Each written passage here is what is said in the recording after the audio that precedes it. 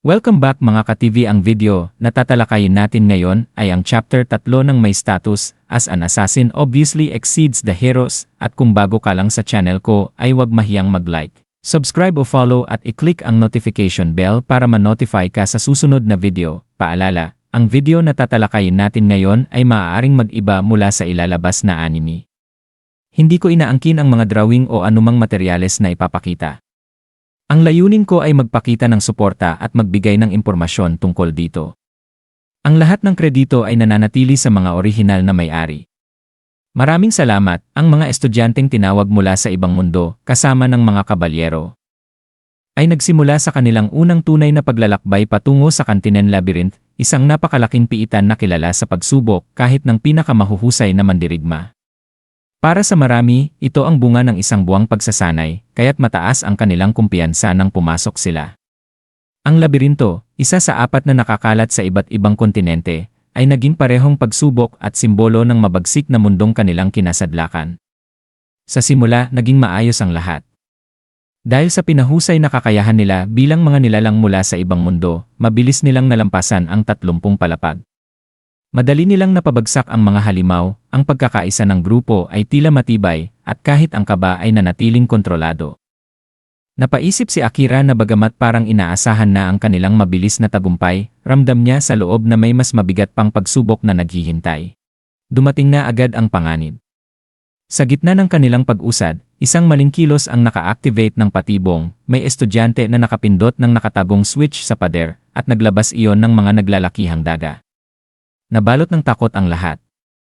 Nagkagulo, naghiwa-hiwalay, at kahit anong sigaw ni Gilles upang buuin muli ang pormasyon ay hindi na natupad. May mga nasugatan, isa pa nga'y sumisigaw ng tulong para gumaling, ngunit muntik na siyang mapatay bago pa man dumating si Akira upang tablahin ang halimaw gamit ang kanyang espada. Unti-unting bumagsak ang moral ng grupo, kaya't iminungkahi ni Akira kay Commander Saran na umatras. Matapos ang isang saglit na pag-aatubili, ginamit ni Saran ang kapangyarihan ng kanyang banal na espada upang lumikha ng landas.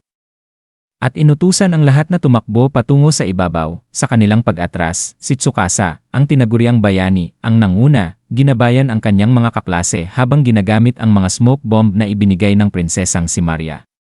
Epektibo itong nagtaboy ng mga halimaw, ngunit kakaunti lamang ang natira sa kanyang inventaryo. Samantala, sina Gilles at ang mga kabalyero ay gumamit ng mga kapangyarihan tulad ng blazing bullets at wind blades, ipinapakita ang kanilang kahusayan. Napaisip si Akira na kung ganito kalakas ang mga kabalyero, baka sila mismo ay sapat na upang talunin ang hari ng demonyo.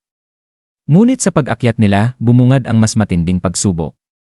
Mula sa ulap ng usok, isang dambuhalang minotaur ang lumitaw, isang halimaw na karaniwang makikita lamang sa pinakamalalim na bahagi ng labirinto. Ang presensya nito ay hindi normal, at agad nilang naramdaman ang bigat ng panganib.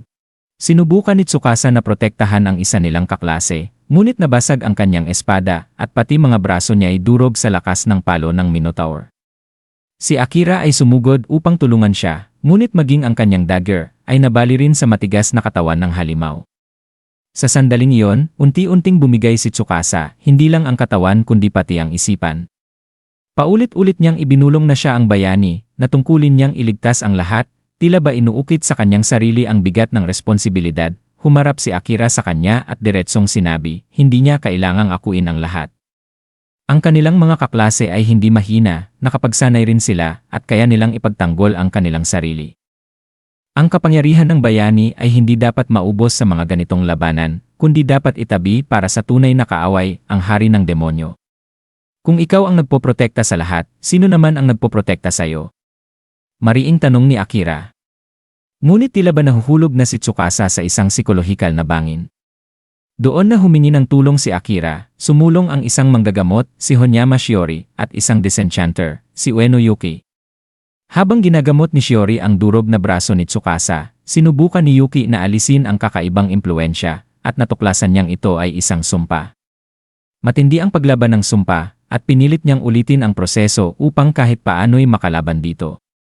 Samantala, nag-aalala si Akira kung iwan ba niya ang mga manggagamot ng walang bantay. Ngunit isang kaklase ang humawak sa kanyang balikat at nagsabi, kaya na namin ito. Hindi na pwedeng si Tsukasa lang ang umako ng lahat. Kami naman ang tatayo. Ikaw tumulong kay Commander Saran. Napatigil si Akira, at sa unang pagkakataon nakita niya ang determinasyon ng kanyang mga kaklase na lumaban bilang tunay na mga kasama. Tumango siya at iniwan si Tsukasa sa kanilang pangangalaga, saka sumugod patungo kay Saran na nakikipaglaban na sa dambuhalang Minotaur. Basag na ang kanyang espada, ngunit buo ang kanyang loob.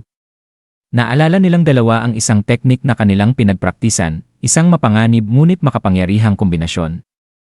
Tinignan siya ni Saran, wariin nagdadalawang isip, ngunit pinakita ni Akira ang kanyang matatag na paninindigan. Hindi ako mamamatay dito, mariin niyang sinabi. May kapangyarihan ako at hindi ko na kailangan pang ipagtanggol ng iba.